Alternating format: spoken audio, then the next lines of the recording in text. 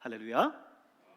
오늘 2부 예배에 나오신 여러분 모두를 주님의 이름으로 축복합니다. 여러분의 영혼이 잘된 것처럼 범사가 잘 되고 강건한 은혜가 있기를 바랍니다. 오늘 우리는 이스라엘의 역대 왕 가운데 분열 왕국 시대에 남유다를 다스렸었던 한 왕에 대해서 함께 살펴보고자 합니다. 그는 우리 귀에 익숙한 왕인데 그만큼 성경 속에 등장하는 다른 왕들보다 뛰어난 그런 신앙적인 업적을 가진 왕이었기 때문일 겁니다. 그의 이름은 오늘 본문의 히스기야 왕입니다. 오늘 본문 1절 2절을 보면요, 그런 히스기야에 대해서 간략하게 성경은 요약해서 설명하고 있습니다. 열왕기나 역대기를 여러분이 읽어보시면 역대 왕들의 이야기로 가득 차 있죠. 그런데 이 왕들을 소개할 때 하나같이 일관된 형식을 가지고 소개를 합니다. 먼저 언제부터 언제까지 이 왕이 나라를 다스렸는지 그 왕의 치세 기간에 대해서 언급을 하고, 그 다음에 그 밖에 가족에 대한 객관적인 내용들을 언급을 합니다. 그리고 두 번째로 꼭 따라오는 것이 있는데 그게 뭐냐면 신앙적인 평가예요. 신앙적인 평가. 여러분, 우리가 입사를 위해서 이력서를 제출하곤 하지요. 이력서에는 우리가 살아온 삶의 객관적인 내용들이 자세하게 기록이 되어져 있습니다. 그것을 보고 이 사람이 어떤 사람인지, 또 이 사람을 채용할 건지 안 할 건지를 판단을 하죠. 그런데 우리가 하나님 나라 갔을 때 이 이력서처럼 항상 따라 붙는 게 있어요. 우리가 얼마만큼 믿음으로 살았느냐라고 하는 신앙적인 평가입니다. 그래서 여러분, 성경 계시록에 보면요, 하나님의 심판대에 섰을 때에 구원받은 성도들의 이름을 기록한 생명책이 하나 놓여져 있고요, 그리고 또 그 성도들이 어떻게 믿음으로 살았는지를 기록한 행위의 책들이 있다, 이렇게 기록합니다. 그러므로 우리는 주님 나라 갔을 때 주님께 우리의 모든 행동을 하나하나 판단받는다라고 하는 사실, 이거를 기억하면서 주님 보시기에 부끄럽지 않은 삶을 살아가야 될 줄로 믿습니다. 그렇다면 오늘 성경은 히스기야를 어떻게 소개하고 있을까요? 1절을 한번 보세요. 1절을 보면 히스기야가 왕위에 오를 때에 나이가 25세라 예루살렘에서 29년 동안 다스리니라. 그의 이름은 아비야요 스가의 딸이더라. 그렇죠? 그의 치세 기간을 이야기하고 또 그의 가족 관계를 간략하게 언급하고 있습니다. 히스기야는 타락한 백성을 하나님께 바로 세운 남유다의 13번째 13대 왕입니다. 그는 그의 나이 25세에 왕위에 올랐었던 매우 젊은 왕이었고요, 29년 동안을 유다 나라를 다스렸습니다. 어릴 적에 왕이 됐기 때문에 그의 아버지 아하스가 섭정을 했었던 기간까지 합한다면 약 42년간 유다 나라를 다스렸어요. 그렇다면 또 오늘 히스기야에 대한 신앙적인 평가의 내용은 어떻게 나오고 있을까요? 신앙적인 면을 평가해 볼 때 항상 분명한 기준이 있습니다. 성경 속에서 이야기하고 있는 그 기준이 뭐냐면 여호와 보시기에라는 겁니다. 여호와 보시기에. 성경은 두 가지로 항상 기록하는데 여호와 보시기에 정직히 행했다라고 하는 평가와 여호와 보시기에 악을 행했다라고 하는 두 가지 평가로 나오고 있습니다. 오늘 히스기야에 대한 신앙적 평가는 어떠했죠? 2절을 보면 잘 알 수 있어요. 2절을 보십시오. 히스기야가 그의 조상 다윗의 모든 행실과 같이 여호와 보시기에 어떻게 행했다고요? 정직하게 행했다 기록합니다. 히스기야는 소위 신앙적인 평가에 있어서 하나님께 합격점을 받았던 겁니다. 역대 왕들 가운데요, 이 합격점을 받은 왕이 몇 되지를 않아요. 그런데 히스기야는 도대체 어떻게 행했길래 여호와 보시기에 정직히 행했다라고 하는 신앙적인 평가를 성경 속에서 이렇게 받을 수 있었을까요? 히스기야를 생각해 보면요, 우린 두 가지 주요 사건을 기억합니다. 하나는 아수르라고 하는 나라의 산헤립이 예루살렘을 포위하고 살아계신 하나님을 모욕했던 때가 있어요. 예루살렘을 엄청난 군사로 둘러싸고는 살아계신 하나님을 모욕하면서 너희가 믿는 여호와 하나님이 살아있으면 한번 우리 이 침공에서 한번 너희를 구원하라고 해봐라 하면서 하나님을 갖은 말로 모욕합니다. 그때 히스기야가 어떻게 하죠? 이 문제를 가지고 하나님 앞에 나아가 금식하며 기도했다고 그랬어요. 그러자 하나님은 하룻밤 사이에 아수르 군사 18만 5천 명을 싹 쓸어버렸습니다. 지금 유다 나라가 아수르라는 나라와 전쟁해서 그런 것이 아니라 하나님의 전능하신 손 하나로 18만 5천 명을 하룻밤 사이에 송장으로 만들어 버린 겁니다. 그리고 또 하나의 주요 사건은 히스기야가 병들었을 때입니다. 히스기야가 병들어 죽게 됐어요. 그러자 하나님 앞에 히스기야가 눈물로 기도합니다. 하나님, 나를 긍휼히 여겨 주시옵소서. 나를 불쌍히 여겨 주시옵소서. 하나님 앞에 기도하자 하나님께서 히스기야의 수명을요 15년을 연장시켜 주셨습니다. 히스기야와 관련된 아주 주요한 두 가지 사건이에요. 이렇게 히스기야에게 문제가 있을 때, 나라의 위기가 닥쳤을 때 히스기야는 하나님 앞에 나아가 기도했습니다. 이런 신앙적인 히스기야의 모습을 보고 성경은 그를 여호와 앞에 정직히 행했다라고 평가를 하고 있는 겁니다. 특별히 오늘 역대기에 나타난 히스기야의 기록을 보면 그런 그의 모습보다 사실 타락한 유대와 예루살렘의 영적 변화를 위해서 그가 얼마나 노력했는지, 얼마나 최선을 다했는지 그 내용들이 오늘 29장 본문 속에 나오고 있습니다. 오늘은 유대와 예루살렘의 영적 변화를 위해서 히스기야가 행했었던 세 가지 단계를 보려고 하는데요.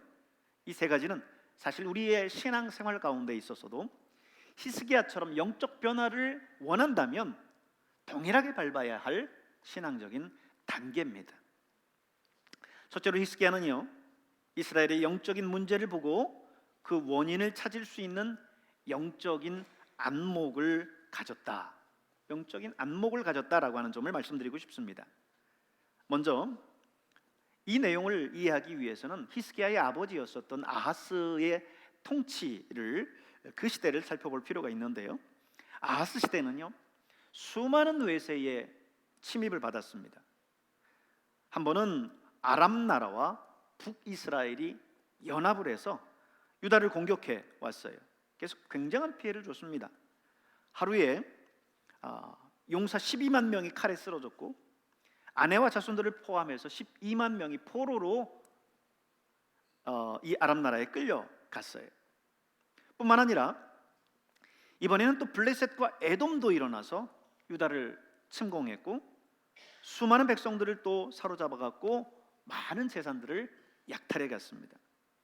그런데 이럴 때면 어떻게 해야 마땅합니까? 하나님 앞에 나아가서 히스기야처럼 금식하며 기도하고 하나님께 부르짖어야 마땅한 것 아니겠어요? 그런데 아하스는 그러지 않았습니다. 아하스는 간이 부었어요. 하나님을 찾기보다는 오히려 우상 앞에 분향하며 우상 숭배하기를 서슴지 않았습니다. 뿐만 아니라 그는 아예 성전, 여호와의 성전의 문을 닫고 성전 기구들을 모아서 다 부숴버렸어요. 히스기야는 아버지의 이런 모든 것들을 어려서 봐왔죠. 그리고 지금 그 문제의 원인이 뭘까라고 하는 부분을 깊이 묵상했습니다. 그리고 그 원인을 하나님과의 관계에서 찾습니다. 하나님 앞에 정직히 행하지 않았기 때문에 지금 이런 결과가 왔다라고 하는 것을 깨닫습니다.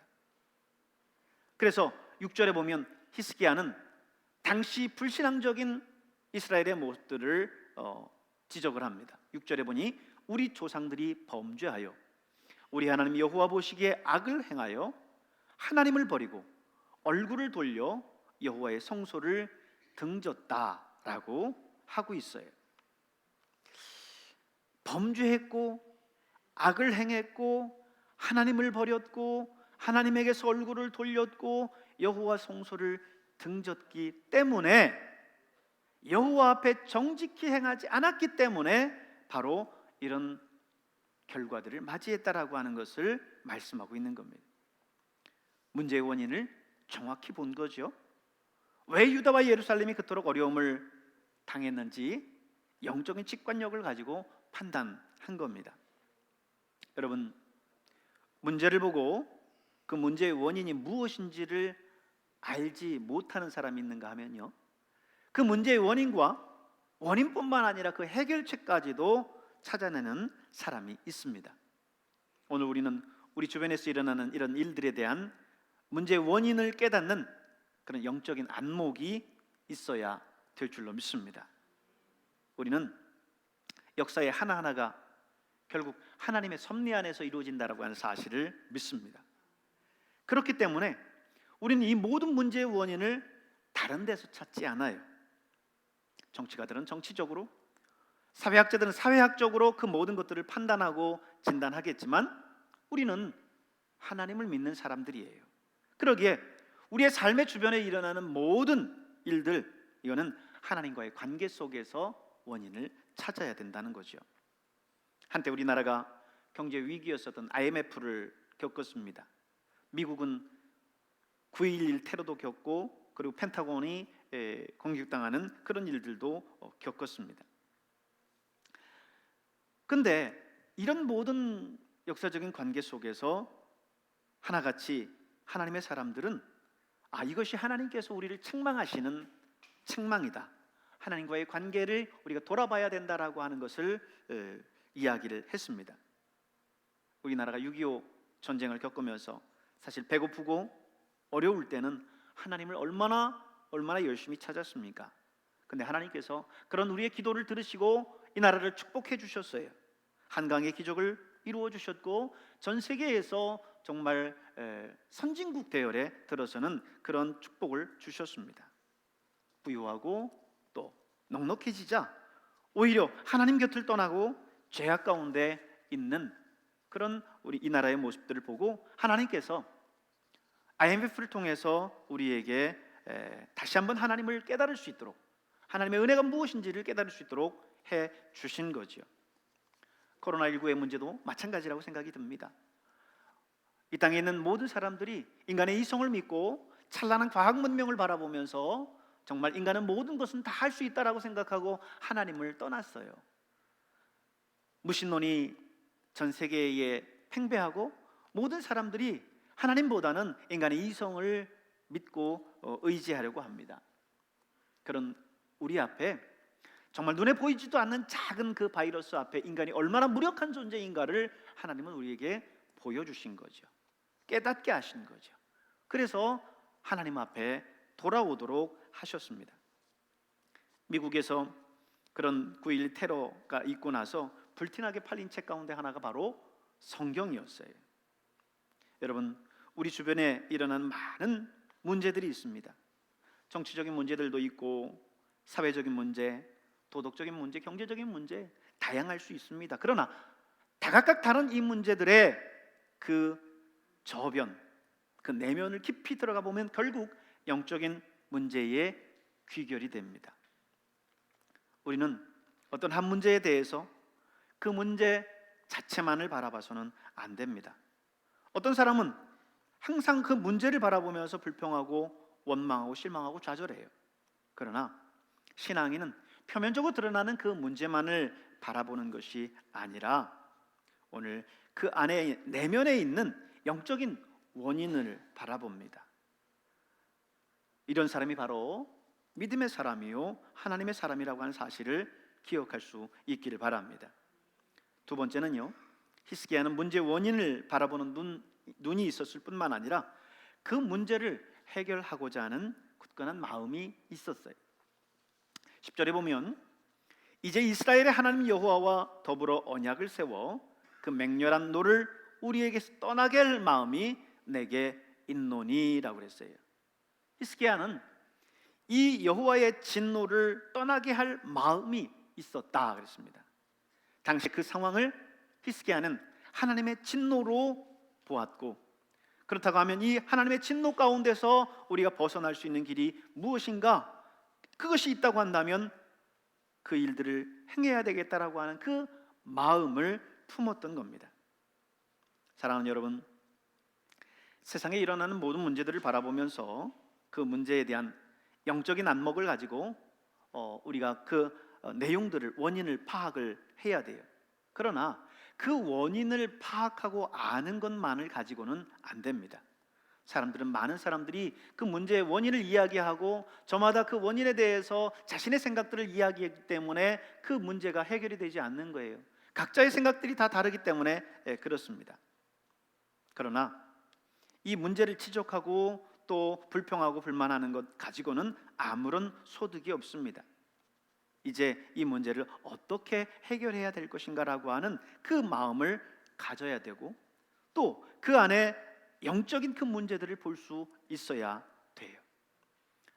보이지 않는 세계가 있음을 믿는 우리들은 표면적으로 나타나는 그 문제들만을 바라볼 것이 아니라 그 안에 역사하고 있는 영적 세력들을 또 볼 수 있어야 돼요. 영적인 치열한 싸움이 어쩌면 러시아와 우크라이나 사이에 있는 그 전쟁보다도 더 치열하게 이 영적 전쟁이 오늘 우리 가운데도 있다라고 하는 사실을 우리의 영의 눈을 뜨고 봐야 될 줄로 믿습니다. 오늘 이사야는, 성경 속의 이사야는 하나님 앞에 하나님의 보좌와 그 보좌에 섬기는 스랍들을 봤어요. 그리고 그곳에서 자신의 부정함과 백성들의 죄악됨을 발견했습니다. 그 문제의 원인을 이사야는 본 거죠. 그러나 하나님은 거기에만 그치는 것을 원하지 않으세요. 그 원인을 발견했다면 그것을 해결하기를 원하십니다. 그래서 하나님은 이사야를 부릅니다. 내가 누구를 보내며 누가 우리를 위해서 갈고, 이 문제를 그대로 둘 것이냐, 어떻게 이 문제를 해결할 것이냐, 이 문제에 누가 나설 거냐라고 하는 그때에 이사야는 내가 여기 있나이다, 나를 보내소서 이야기를 하지요. 문제에 대한 원인을 알고 그 문제를 해결하고자 하는 마음을 품습니다. 그것이 바로 이사야의 소명이 됐던 거죠. 여러분, 하나님은 그저 문제의 원인만을 보면서 이렇네 저렇네 입방아만을 찢는 것을 결코 원하지 않습니다. 원인을 발견했다면 그래, 저 일에 내 일생과 내 열정, 내 마음, 내 시간을 투자하겠다라고 하는 그런 마음을 품기를 원하세요. 우리가 잘 아는 최일도 목사님, 바포 목사로 잘 알려져 있죠. 청량리에서 다일 공동체로 공동체 생활을 시작을 했습니다. 가난하고 헐벗고 의지할 데 없는 사람들을 대상으로 해서, 그리고 청량리 588에서 몸을 파는 창녀들을 대상으로 해서 사역을 했어요. 청량리의 후미진 곳에서 자신의 몸을 팔면서 일생을 보내는 사람들을 보면서 사람들은 누구나 다 거기에 대한 문제의식을 가졌을 겁니다. 저러면 안 되는데, 저건 뭔가 문제가 있어 라고 하는 문제의식을 누구나 다 가졌을 거예요. 그런데 그 문제의식만이 아니라 이것을 해결하고자 하는, 이 문제의식을 해결하고자 할 때 정치하는 사람들은 정치적으로, 또 사회학자들은 사회학적으로 여러 가지 하겠지만, 오늘 우리는 그리스도인으로서, 목사로서 나는 무엇을 할 것인가, 내가 할 수 있는 영역은 무엇인가를 생각을 했던 거지요. 그리고 마음의 결단을 통해서 그 일에 뛰어든 겁니다. 문제를 해결해야겠다라고 하는 마음을 품고 결단하는 거 중요하죠. 그래서 뜻을 품어야 되고 비전을 가져야 하는 겁니다. 이건 단순히 문제의식을 갖는 것과는 차원이 다른 거예요. 그 문제를 해결하겠다라고 하는 소명이고 꿈이고 비전입니다. 그래서 예수님께서는 항상 병을 고치실 때에도 그 사람의 마음을 항상 확인하셨어요. 의지와 소원함이 있는지 물으셨습니다. 그래서 네가 낫기를 원하느냐? 내가 내게 무엇을 하여 주기를 원하느냐? 예수님은 항상 그것을 체크하셨습니다. 여러분 안에 어떤 문제를 주님께 소망하고 계십니까? 진정으로 여러분의 영적인 삶의 변화가 있기를 원하십니까? 영적으로 또한 성숙하기를 원하십니까? 그렇다면 그 소망을 하나님 앞에 주님께 고백하십시오. 모든 것은 마음에부터 시작된다고 했는데 마음에 품고 그것을 위해서 기도하시고 계속해서 주님께 간구하십시오. 오늘 히스기야는 그 문제를 해결하고자 하는 마음을 품었어요. 그리고 이제 세 번째로 이것을 행동으로 옮겼습니다. 그래서 하나하나 그 일들을 진행해 나가죠. 성전을 수리하고 제사장과 레위인들을 모으고 여호와의 전을 성결케 할 것을 명령합니다. 마음에 품은 것을 행동으로 옮기는 것은 영적인 변화를 위해서 가장 중요한 단계입니다. 마음에 품기만 하고 행동으로 옮기지 않는다면 그건 하나의 몽상일 뿐인 거죠. 히스기야는 지금 마음에 품은 것을 어떻게 행동으로 옮겼습니까? 3절에서 5절에 있는 내용이 바로 그 내용의 기록이에요. 볼까요? 첫째 해 첫째 달에 여호와의 전 문들을 열고 수리하고 제사장들과 레위 사람들을 동쪽 광장에 모으고 그들에게 이르되 레위 사람들아 내 말을 들으라. 이제 너희는 성결하게 하고 또 너희 조상들의 하나님 여호와의 전을 성결하게 하여 그 더러운 것을 성소에서 없애라. 마음에 품은 것을 행동으로 옮기는 것은 여러분 용기가 필요해요. 굳은 의지가 필요합니다. 오늘 히스기야는 문제의 원인을 찾았어요. 그리고 그것을 해결하겠다고 하는 그 마음을 품었습니다. 그리고는 그것을 이제 하나하나 행동으로 옮깁니다. 여호와의 전 문들을 열고 수리하고 제사장과 레위 사람들을 모으고 그들을 성결케 하고 여호와의 전을 성결케 하고 그 성소에서 모든 더러운 것들을 다 없앴다. 여러분 이런 행동에는 이런 믿음의 결단에는 행동이 필요해요. 많은 사람들이 마음만 갖고 행동하지 않습니다. 그래서 흔히 그들이 표현하는 표현 중에 마음에는 원이로되 육신이 약하다라고 하는 이 예수님의 말씀을 핑계 삼아 이야기를 하죠. 마음에는 있어요. 그런데 그것을 위해서는 내 시간도 투자해야 되고 내 물질도 투자해야 되고 내가 내 모든 생각도 거기에 몰입해야 되고 하는 그런 행동이 뒤따라야 되는 거지요. 여러분 마음 가운데 소원하는 바, 여러분의 영적인 변화를 위해서 마음 가운데 소원하는 바가 있다고 한다면 여러분 그것을 여러분의 마음에만 두지 마시고 그 일을 위해서 행동하는 여러분 될 수 있길 바랍니다.